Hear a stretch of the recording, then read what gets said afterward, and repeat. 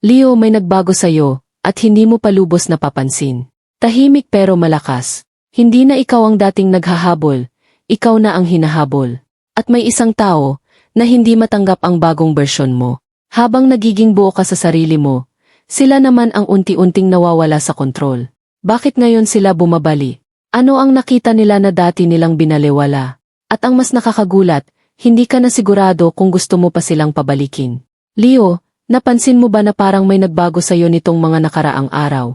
Hindi ito yung tipong bigla ang pagbabago na madaling makita ng iba, kundi isang kahimik na pag-usbong mula sa loob. Yung tipong hindi mo kailangang ipagsigawan sa mundo, pero ramdam na ramdam mo sa sarili mo. Dati, madalas kang maghintay, magtanong, magduda kung sapat ka ba. Pero ngayon, parang unti-unti mong tinatanggal ang bigat na matagal mong dala. Habang ginagawa mo yon, may mga taong napapansin ang pagkawala mo. Hindi dahil lumayo ka, kundi dahil hindi ka na katulad ng dati. Hindi ka na madaling abutin, hindi ka na basta-basta nag-react. At doon nagsisimula ang lahat, ang tanong sa isip nila. Ano ang nangyari sa'yo, Leo? Habang patuloy mong kinipili ang sarili mo. Leo, may mga mata na pahimik kang pinagmamasdan. Hindi man sila nagsasalita. Ramdam mo na may nagbago sa paraan ng pagtingin nila sa'yo. Dati, sanay silang ikaw ang laging nandyan. Ikaw ang unang nagme-message. Ikaw ang unang sumusuyo. Ikaw ang laging nagbibigay ng effort. Pero ngayon, parang ikaw na yung naging misteryo sa buhay nila. At alam mo kung ano ang pinaka-nakakagulo sa kanila. Hindi nila maintindihan kung paano mo nagawang bitawan ang dati mong sarili ng ganun kadali. Yung dating ikaw na puno ng emosyon, ngayon mas kalmado, mas buo, at mas mahirap basahin. May isang tao na hindi mapakali. Sinusubukan niyang intindihin kung bakit hindi ka na niya maramdaman tulad ng dati. Hindi na siya sigurado kung may puwang pa ba siya sa mundo mo.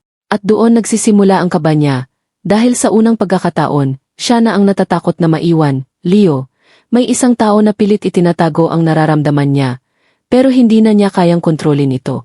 Habang ikaw ay patuloy na umaangat, mas lalo siyang nahihirapang tanggapin na unti-unti ka nang lumalayo sa kanya. Hindi niya inaasahan na darating ang araw na ikaw na mismo ang pipili na hindi na lumingon. Dati, kampante siya, akala niya palagi kang nandyan. Akala niya kahit anong gawin niya, hindi ka mawawala. Pero ngayon iba na. Ramdam niya ang distansya. Hindi dahil may sinabi ka, kundi dahil sa mga bagay na hindi mo na ginagawa. Wala nang late night messages, wala nang paghahabol, wala nang ikaw na laging handang magpatawad. At doon siya nagsimulang mataranta. Dahil sa unang pagkakataon, nakita niya ang realidad, na kaya mong mabuhay nang wala siya. At ang katotohanan iyon, ang pinakakinatatakutan niya ngayon. Leo, habang pilit niyang inuunawa ang mga nangyayari ngayon, hindi niya maiwasang balikan ang nakaraan. Yung mga simpleng sandali na dati niyang binabaliwala ngayon. Iyon na ang paulit-ulit na tumatakbo sa isip niya. Naalala niya kung paano ka tumawa, kung paano ka mag-alaga, kung paano mo siya minahal ng walang hinihinging kapali. Dati, hindi niya nakikita ang halaga mo. Akala niya normal lang ang lahat, na hindi yon mawawala. Pero ngayon, bawat alaala ay parang paalala ng isang bagay na hindi na niya maibabali. At doon niya nare-realize, hindi ka pala basta-basta lang. Ikaw pala yung tipo ng tao na once na nawala, hindi na madaling mahanap uli. Habang ikaw ay patuloy na nagmo-move forward, siya naman ay naiiwan sa mga alaala. Nagtatanong sa sarili kung bakit hindi niya pinahalagahan ang taong gaya mo nung nandyan ka pa. Leo, hindi na niya kayang kakasan ang katotohanan. Habang mas lalo niyang iniisip ang lahat, mas lalo niyang nararamdaman ang bigat ng pagsisisi. Yung mga pagkakataon na sana pinili ka niya, pero hindi niya ginawa. Yung mga oras na kailangan mo siya, pero wala siya. Ngayon, malinaw na sa kanya, ikaw ang nawala, hindi lang isang tao, kundi isang koneksyon na bihira niyang mararanasan uli. At ang mas masaki, hindi na siya sigurado kung may pagkakataon pa siyang bumawi. Habang ikaw ay mas nagiging buo sa sarili mo, siya naman ay unti-unting nababasag sa realisasyon na baka huli na ang lahat. Leo, ngayon niya lang nakikita ang halaga mo, nung wala ka na. At ang tanong na hindi niya masagot, paano kung hindi ka na palaga babalik? Leo, habang ang isang tao ay nalulunod sa pagsisisi, ikaw naman ay tahimik na nagiging mas malakas. Hindi mo na kailangang patunayan ang halaga mo sa kahit kanino. Hindi mo na kailangang maghintay ng validation o assurance mula sa iba. Dahil sa wakas, nahanap mo na yon sa sarili mo. May kakaibang lakas sa'yo ngayon, isang enerhiya na hindi kayang ipaliwanag, pero kayang maramdaman ng lahat ng lumalapit sa'yo. Hindi na ito yung dating ikaw na naghahabol ng atensyon o nagmamakaawa para sa pagmamahal. Ngayon ikaw na yung tipo ng tao na kusang hinahanap, kusang pinapansin, at kusang hinahangaan.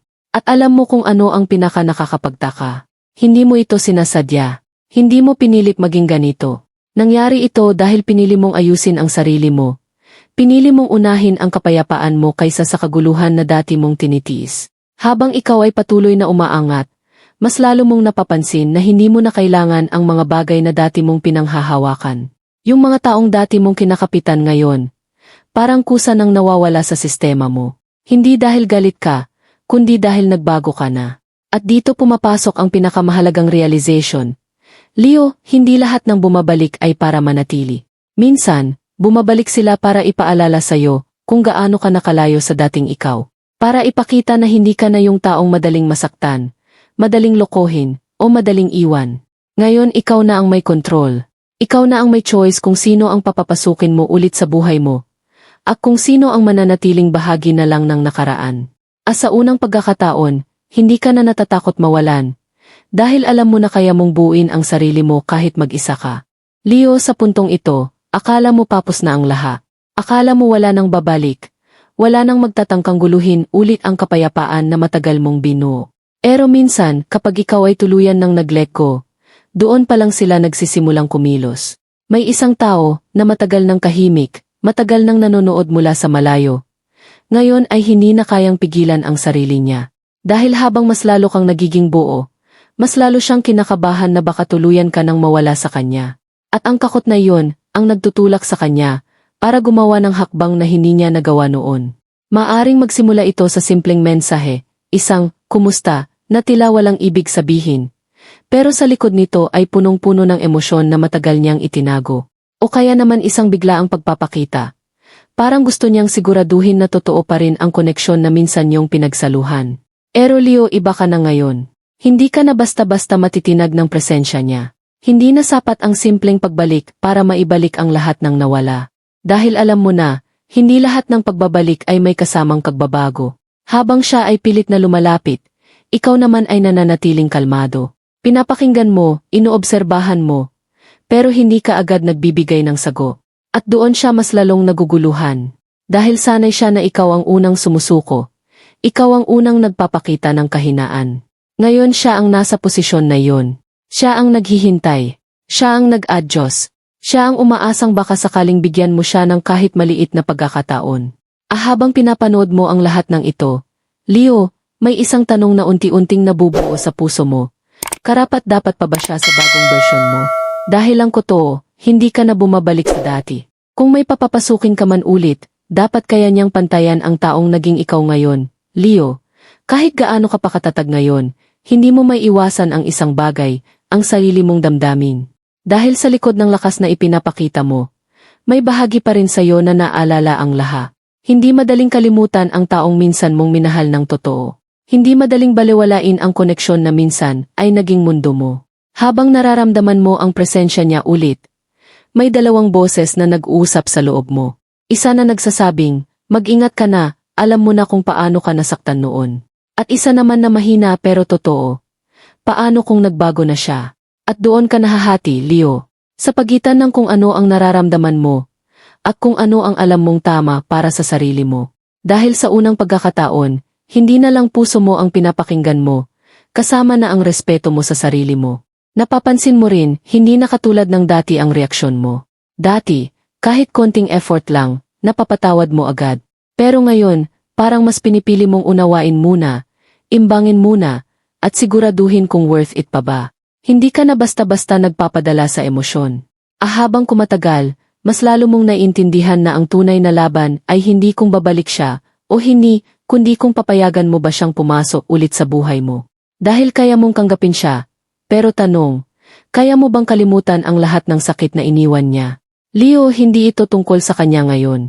Hindi ito tungkol sa pagbabalik niya. Ito ay tungkol sa iyo, sa kung ano ang pinili mong maging, at sa kung gaano mo pinapahalagahan ang sarili mo ngayon. Sa gitna ng lahat ng ito, unti-unti mong nararamdaman ang isang bagay, na kahit bumalik man siya, Hindi na siya ang kailangan mo para maging buo. Leo, sa gitna ng lahat ng pag-iisip mo, may isang bagay na hindi mo pwedeng i-ignore, ang intuition mo. Yung tahimik na boses sa loob mo na kahit anong pilit mong iwasan, bumabalik at bumabali. Hindi ito maingay, hindi ito dramatic, pero totoo ito. Sa bawat sandali na nagdadalawang isip ka, ito ang unti-unting gumagabay sa'yo. Napapansin mo rin, parang may mga senyales na nagpapakita sa paligid mo. Mga simpleng bagay na biglang nagpapaalala sa'yo ng katotohanan. Mga coincidences na parang hindi na coincidence. Minsan, sa isang kanta, sa isang random na mensahe, o kahit sa katahimikan ng gabi, may realization na bigla na lang kumapasok sa isip mo. At doon mo nararamdaman na hindi ka naliligaw. Leo, hindi ka naguguluhan ng walang dahilan.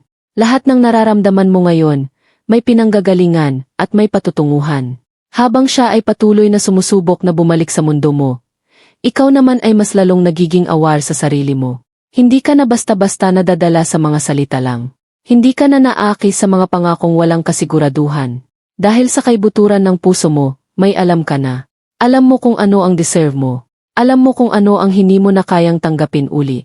At kahit hindi mo pa sinasabi ng direkta, malinaw na sa'yo ang isang bagay. Hindi sapat ang pagbabalik kung walang tunay na pagbabago. Leo, minsan, ang pinakamalaking sagot ay hindi nanggagaling sa ibang tao. Nanggagaling ito sa'yo. Sa kung ano ang nararamdaman mo kapag tahimik na ang lahat. Sa kung ano ang sinasabi ng puso mo kapag wala nang nakatingin. At ngayon, unti-unti mo nang nakikita ang buong picture. Hindi na ito tungkol sa kung babalik siya, kundi kung aling pa ba siya sa buhay na binubuo mo ngayon. Leo, dumating ka na sa puntong hindi mo na kailangang magmadali. Hindi mo na kailangang pilitin ang sarili mo na magdesisyon agad. Dahil ngayon, malinaw na sa'yo, hindi lahat ng bumabalik ay para manatili, at hindi lahat ng nawala ay dapat balikan. Habang nakatayo ka sa harap ng posibilidad na ito, nararamdaman mo ang kakaibang kapayapaan. Hindi ito yung dati na puno ng kaba at overthinking. Ito yung uri ng katahimikan na galing sa pagiging sigurado sa sarili mo. Bumalik siya. Sinusubukan niya. Pero Leo, ang tanong ngayon ay hindi na mahal mo pa ba siya? Ang tanong ay, karapat-dapat pa ba siya sa pagmamahal na kaya mong ibigay? Sa unang pagkakataon, hindi ka natatakot sagutin ang tanong na yan. Dahil alam mo na ang halaga mo. Alam mo na kung gaano kalalim ang kaya mong ibigay. At kung gaano kasakit kapag hiniyo na suklian. Habang nakatingin siya sa'yo, naghihintay ng sagot, hindi ka na yung dating Leo na agad susugod, agad magkapatawad, agad magbibigay ng second chance. Ngayon pinipili mo ang sarili mo. Pinipili mo ang kapayapaan mo. At kung sakaling magdesisyon kang papasukin siya ulit sa buhay mo, hindi na ito dahil kailangan mo siya, kundi dahil pinili mo siya sa kabila ng lahat.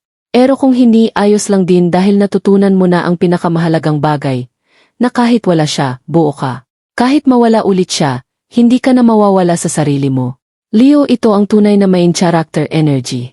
Hindi yung ikaw ang bida sa kwento ng iba, kundi ikaw ang may hawak ng sarili mong kwento. At ngayon, kahit sino pa ang gustong bumalik, kahit sino pa ang matakot mawala ka, isa lang ang sigurado.